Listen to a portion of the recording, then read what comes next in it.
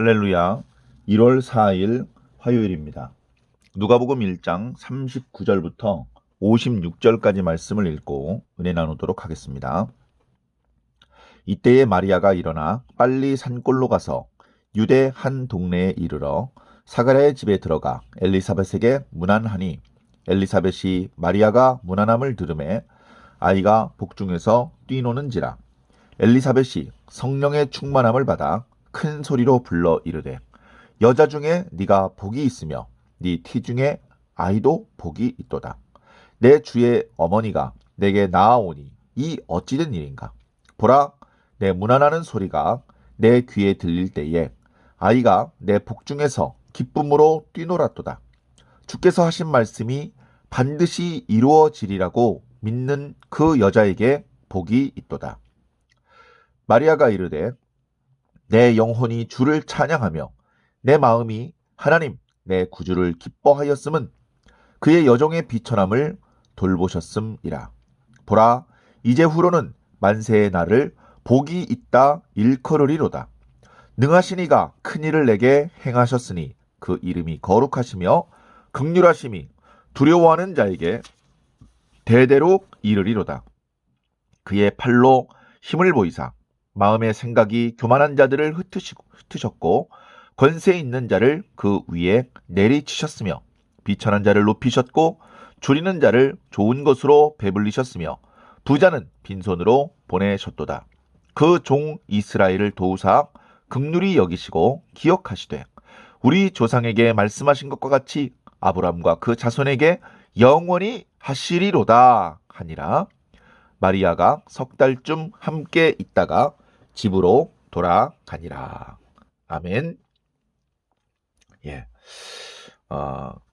우리는 지난 시간에 하나님께서 보내신 천사가 마리아를 찾아가서 마리아에게 수태고지를 하는 그런 말씀을 들었습니다. 그리고 그 앞 시간에는 그 천사가 6개월쯤 전에 이제 마리아에게는 친족이 되는, 정확히 어떤 친족인지까지는 이제 성경에 나타나 있지 않지만 가까운 친족이었던 것 같습니다. 그 친족에게 이제 사가랴에게 찾아갔죠. 사가랴가 제사장의 직분을 행하기 위해서 이제 성전 안으로 들어가서 분향을 할 때 사람들 눈에는 띄지 않게, 그러나 성전 안에서 주의 사자가 사가랴를 만났죠.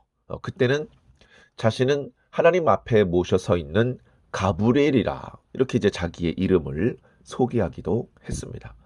그렇게 하나님께서 이 땅에 상당히 오랜 기간 동안, 그러니까 말라기 선지자의 예언이 그친 이후로 세례 요한이 출생하기까지 그 기간이 거의 400여 년 이렇게 된 꽤 오랜 기간 동안 선지자도 없고 백성들에게 꿈이나 특별한 은사나 이런 것들이 없고 역사적으로도 귀환한 유대인들이 그렇게 행복하고 안락하게 살기보다는 계속 좋지 않은 일이 생기고 환란이 생기고 또 그래서 억울하게 죽음을 당하는 그런 시련의 시간들이 많이 흘러왔었습니다. 그렇게 하다가 이제 드디어 그 공백을 깨고 하나님께서 뭔가 움직이기 시작하시는 것이죠.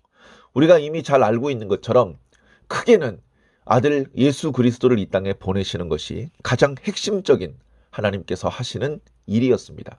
그 일이 워낙 중요하기 때문에 예수 그리스도를 이 땅에 보내실 때에 먼저 그의 앞에서 길을 예비하는 역할로서 세례자 요한을 보내셨죠. 그는 이사야 선지자 40장의 예언의 성취이기도 하고 또 말라기 4장 거기서 이제 엘리야가 다시 올 것이다. 그가 자녀의 마음을 아비에게로, 아비의 마음을 자녀에게로 돌이키게 할 것이다. 다시 말해 흑암 가운데, 잠들어 있는 상황 가운데 또는 무지한 상황 가운데 하나님께서 놀라운 은총을 베푸셔도 깨닫지 못하고 복을 받지 못하게 되는 그런 불행을 막고 미리 잠들어 있는 백성을 일깨워서 잠시 후에 나타날 메시아를 좀 더 잘 영접할 수 있게, 영접할 수 있는 준비를 하는 것이죠. 그리고 그 역사들을 믿을 수 있는 그런 준비 작업을 하는 역할로서 세례자 요한을 먼저 보내셨습니다. 세례자 요한을 보내실 때 그의 부친 사가랴 또 엘리사벳이 있었죠. 하나님 앞에 의인이었지만 자식을 얻지 못하다가 그들이 말년에 하나님의 보내신 천사를 만났고 하나님의 놀라우신 능력으로 그 나이 많았던 부부가 마치 과거에 아브라함과 사라가 나이가 많은 중에도 아들 이삭을 낳았던 것처럼 그들 가정에 이제 임신을 하고 이제 세례자 요한이 태어나는 그런 역사들이 나타나게 되었던 것입니다. 그렇게 세례자 요한이 태어나는 그 시기와 예수님이 태어나는 시기는 누가복음을 보니까 약 6개월 정도 차이가 나는 것 같습니다. 주의 천사가 사가랴에게 내 아내가 잉태하여 아들을 낳을 것이다 라고 말씀하시고서 곧바로 임신이 되었거든요. 그것과 마찬가지로 마리아에게 네가 임신하여서 아들을 낳을 것이다 라고 말씀하셨을 때에도 곧바로 임신이 되었을 것입니다. 그런데 그렇게 천사가 한 번은 사가랴에게 그 다음에 마리아에게 말씀하신 그 시차가 6개월쯤 되었다 이렇게 기록하고 있기 때문에 이제 아마도 세례자 요한과 예수님은 세상적으로는 6개월 정도 차이를 두고 태어났던 것 같습니다. 그리고 아주 가까운 사촌지간이었는지 그보다는 조금 멀리 떨어진 육촌쯤 되었는지 정확히는 알 수 없지만 예수님과 세례자 요한은 먼 친척벌 되었던 것 같습니다. 인간적으로는 세례자 요한이 사촌 형이죠. 영적으로는 어떻습니까? 영적으로는 그 크기를 비교하는 것이 의미가 없습니다. 세례자 요한은 그저 조그만한 훅 불면 꺼져버릴 수밖에 없는 아주 흐릿한 빛을 뿜어낼 수밖에 없는 등불에 불과하다면 예수 그리스도는 한여름에 장렬하는 태양과 같아서 그 누구도 감히 고개를 들고 눈을 뜨고 그 빛을 볼 수 없는 강렬하심, 그런 엄청난 차이가 있는 것이죠. 예수님은 주인공이고 핵심이고 또 세례자 요한은 그 주인공이 이제 나타난다는 것을 알려주는 그런 역할을 하는 것뿐이었기 때문에 그렇습니다. 자, 이제 본격적으로 그들이 태어나기 전에 그들의 모친이, 그러니까 세례자 요한의 어머니 엘리사벳 그리고 예수님의 모친 마리아가 서로 친족이었기 때문에 나이는 당연히 엘리사벳이 훨씬 많겠죠. 이때 당시 마리아는 불과 20살 왔다 갔다 아주 젊은, 이제 곧 시집갈 때가 임박한 이제 그런 아주 젊은 여인이었고, 엘리사벳은 나이가 많도록 아이가 없다 이제 기록한 것을 보면 나이가 최소 50에서 60 이상 되었던 것 같습니다.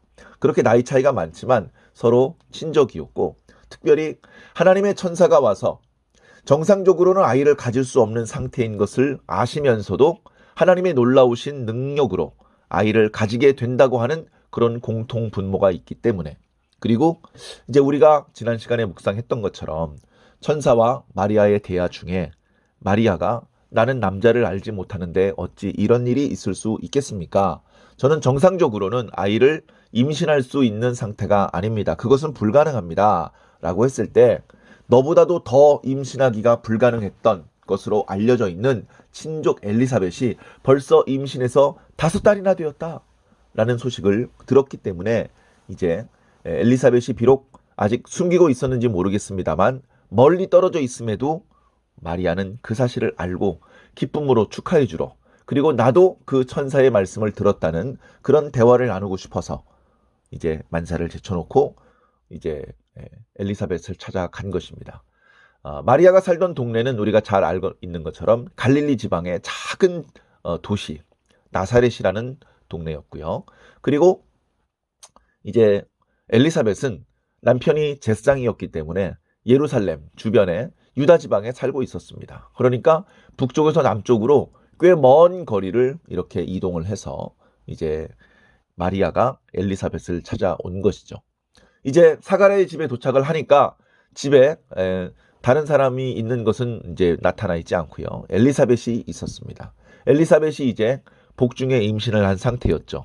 임신 한 6개월쯤 되어 있을 때 배가 엄청나게 부풀어 오른 것까지는 아닐지 모르지만 배가 제법 부풀어 올랐고 태동도 느껴지는 아마 그런 시기였던 것 같습니다.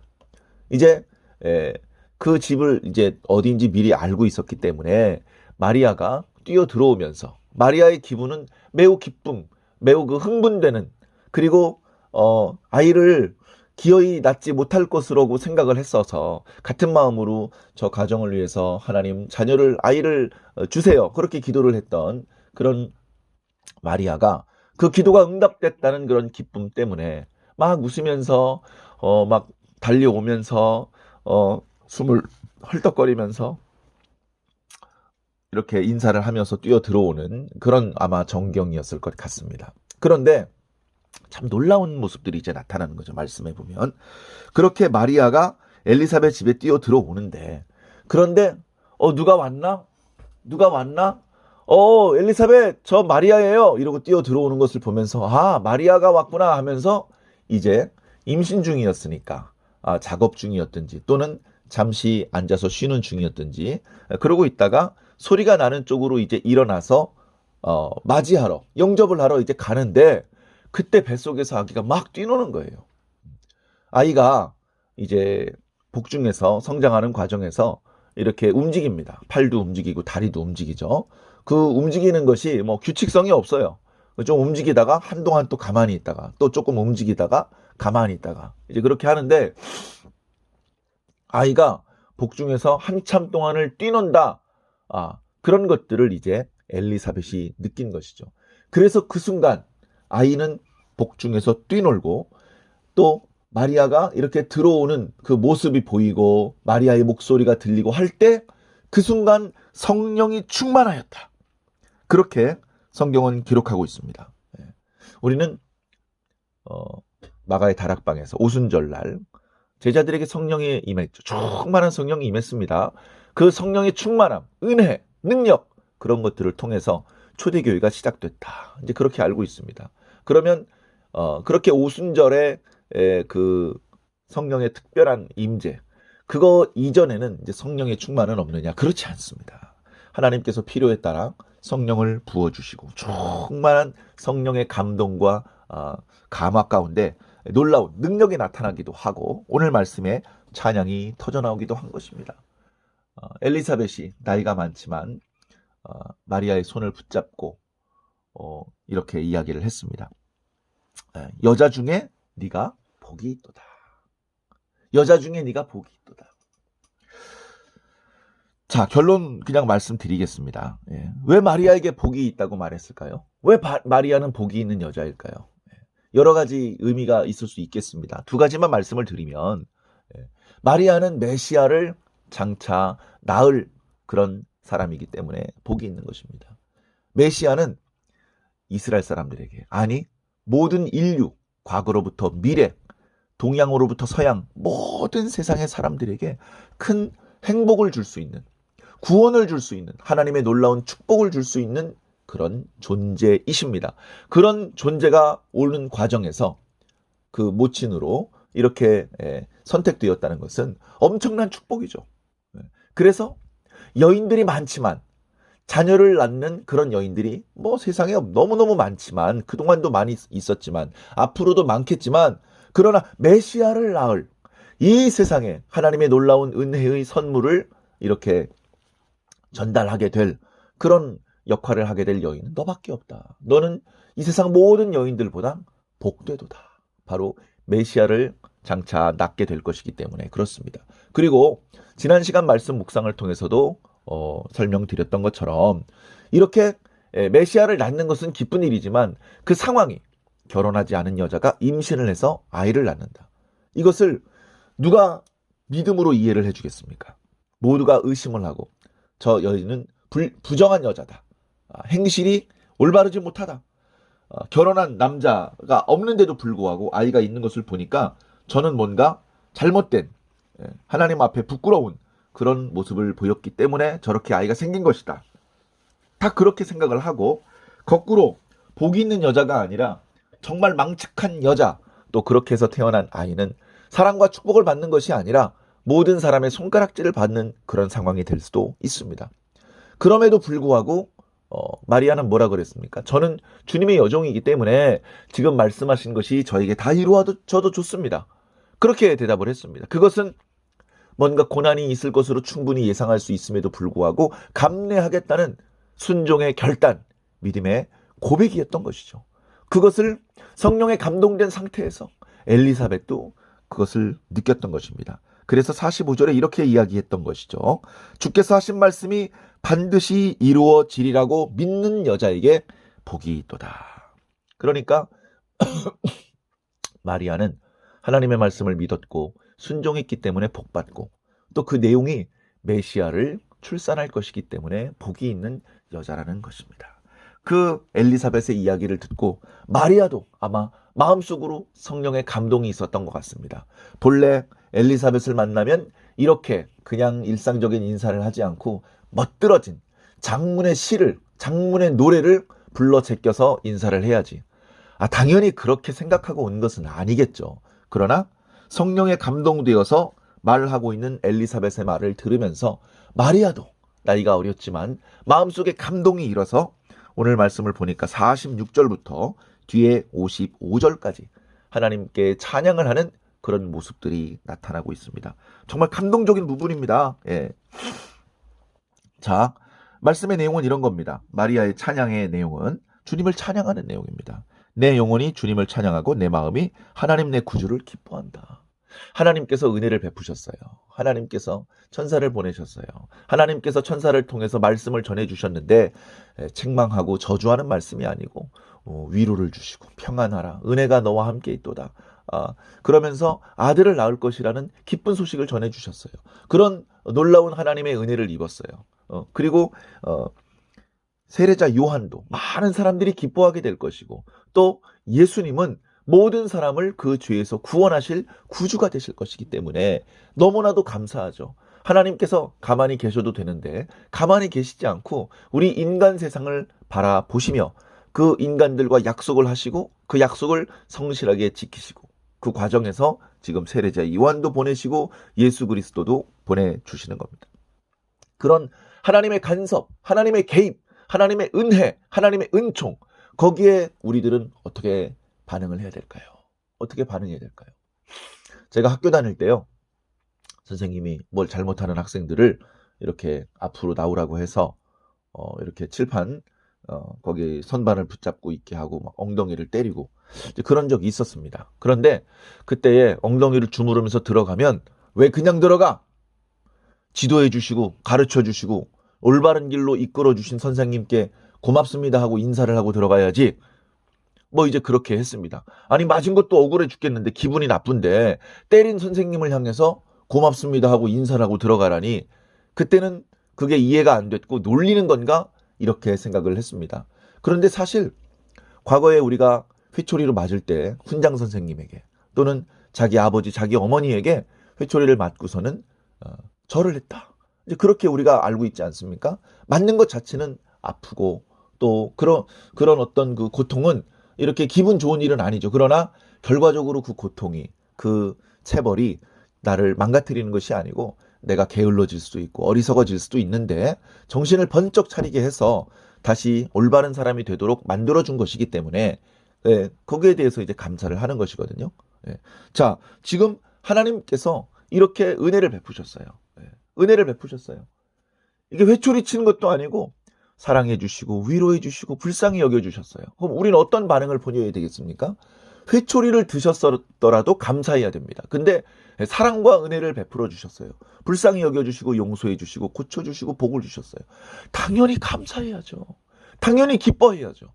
그래서 하나님의 은혜를 경험한 우리들은 당연히 기쁨과 감사의 내용으로 하나님께 반응, 리액션을 보여드려야 되는 것입니다. 그래서 마리아도 내가 주님을 찬양합니다. 찬양이 감사한다는 얘기거든요. 그 다음에 내가 내 구주를 기뻐합니다. 당연하죠. 나에게 복을 주시는 분을 기뻐해야죠. 복 받아서 기쁘고, 복 주시는 분 얼굴 보아서 기쁘고, 복을 누려서 기쁘고, 너무나 기쁜 게 많지 않습니까? 자, 그러면서 무엇이 그렇게 큰 복인지 이어져서 이렇게 쭉 나타나고 있는데요. 첫 번째 표현이 48절에 하나님께서 여종의 비천함을 돌아보셨다, 불쌍히 여기셨다라고 말하고 있는 것입니다. 여종은 당연히 마리아입니다. 마리아가 얼마나 불쌍한 상황이었나요? 성경에 자세히 나타나지는 않습니다. 물론 여성 자체가 이 시대에 조금 이렇게 남성에 비해서 많이 손해를 보는 이제 그런 아마 상황이었을 것입니다. 그런데 여기서 말씀은 이제 그런 뜻은 아닙니다. 그런 뜻이라기보다는 여기서 여종은 뭔가 주변 강대국들로부터 괴롭힘을 당하던 그런 차별을 당하던 불이익을 당하던 이스라엘 유다인들을 가르쳐 주시는 말씀이죠. 그러니까 지금 하나님께서 자신에게 아들을 낳게 해주실 것이다. 이 아들은 뭐 지극히 높으신 이의 아들이라고 그렇게 불리우게 될 것이다. 이 아들을 통해서 하나님의 큰 뜻을 이루게 될 것이다. 이것은 결국 우리 민족을 하나님께서 불쌍히 여겨주시고 우리 민족을 향하여 과거로부터 약속해 주셨던 말씀들을 기억하셔서 이제 내가 낳을 아들을 통해서 우리 민족에게 복을 주기 위함이신 하나님의 뜻이다. 그런 큰 의미로 우리가 이해해 볼 수 있는 것입니다. 그래서 이제후로는 만세의 날을 복이 있다 그렇게 말할 것이다. 능하신 이가 큰 일을 나에게 행하셨다. 그 능하신 분은 이름이 거룩하신 분이다. 그리고 긍휼하심이 두려워하는 자들에게 하나님을 경외하는 자들에게 대대에 이를 것이다. 그의 팔은 힘이 강하시다. 그래서 마음의 생각이 교만한 자들을 흩으실 것이다. 이 마음의 생각이 교만한 자들이 누구일까요? 하나님의 말씀을 듣지 않는 자, 믿지 않는 자, 그리고 하나님의 백성을 괴롭히는 자들이 될 것입니다. 권세 있는 자들을 그 위에 내려주셨고 거꾸로 비천한 자를 높여주셨다. 지금은 이스라엘이, 지금은 유다가 짓눌려있고 밑바닥이지만 주변에 이 나라 저 나라가 쳐들어와서 약탈해가고 때리고 가고 그러고 있지만 그러나 그 주변에 권세 있는 자, 교만한 자들을 하나님께서 이렇게 짓밟히고 비천한 위치에 있는 우리 유대인들의 입장과 역전되게 하실 것이다. 그래서 줄인 우리들에게는 좋은 것으로 배불릴 것이고 부자들에게는 빈손으로 돌려보낼 것이다. 그 종 이스라엘을 도우실 것이다. 긍휼히 여기실 것이다. 우리에게 주셨던 약속을 기억해 주실 것이다. 우리 조상에게 말씀하신 것과 같이 아브라함과 그 자손에게 하나님께서 자비를 베푸시는 것을 영원히 하실 것이다. 자기가 단순히 아들을 한 명 낳는 것이 아니고 이것은 하나님께서 우리 민족을 향해서 베풀어 주시기로 약속하셨던 그 자비를 베푸는 하나님의 방법이 될 것이다. 그리고 이번에 하나님께서 베푸시는 자비는 반짝하고 끝나는 것이 아니고 영원히 지속될 것이다. 그랬으면 좋겠다. 그렇게 해주실 것을 믿고 감사합니다. 이제 이런 의미들을 담아서 지금 마리아가 하나님께 찬양을 올리고 있는 것입니다. 그 이후 마리아는 석 달쯤 더 머물러 있으면서 여러 가지 기쁨과 은혜의 대화를 나누다가 돌아갔다고 합니다. 이때 엘리사벳이 임신 6개월이었다고 했기 때문에 아마 엘리사벳의 출산이 임박해 오고 또 마리아도 이제 임신을 했기 때문에 더 배가 부르기 전에 빨리 집으로 돌아가서 이렇게 자기 몸을 잘 조심스럽게 돌봐야 되기 때문에 더 지체하지 못하고 아마 헤어졌던 것 같습니다. 자, 하나님께서 이렇게 역사하십니다. 하나님께서 침묵하신 것 같지만 하나님께서는 놀고 계시지 않고 주무시고 계시지 않고 한눈 팔고 계신 것이 아닙니다. 우리를 향하신 당신의 사랑과 구원의 계획은 지금도 중단 없이 펼쳐지고 있습니다. 그리고 특별히 오늘 우리들의 시대는 하나님의 역사가 이제 마무리되는 정말 가장 중요한 순간입니다. 예수님께서 이 땅에 오시는 과정, 예수님께서 이 땅에서 활동하시는 그 모든 순간들, 그리고 십자가에 달려 죽으시고 또 3일 만에 다시 살아나시며 하늘에 오르신 그 모든 역사만큼이나 이제 예수님께서 다시 오실 때에 우리들의 시대도 하나님의 큰 그림을 완성하는데 정말로 너무나도 중요한 그런 시대입니다. 하나님께서 당연히 한눈 팔고 방관하고 계실 수 없죠. 매우 세밀하게 준비하시고 역사하시고 움직이고 계실 것입니다. 그 모든 움직임은 우리를 죽이고 괴롭게 하시기 위한 것이 아니라 우리를 사랑하시고 불쌍히 여기시고 우리를 용서하시고 우리를 고쳐주시고 우리에게 복을 주시기 위한 하나님의 손길인 것이죠. 그런 하나님의 손길 앞에 우리는 어떤 반응을 보여드려야 되겠습니까? 당연히 기뻐하고 감사해야 될 것입니다. 기뻐하고 감사하세 영광의 주 하나님. 우리가 성탄절을 즈음해서 이렇게 찬양을 부르기도 했었는데요. 성탄절이 지났더라도 우리는 여전히 기뻐하고 여전히 감사해야 될 줄로 믿습니다. 계속해서 누가복음 말씀을 통해서 놀라우신 주님의 은혜를 더 많이 체험하게 되시기를 예수님 이름으로 간절히 축원합니다.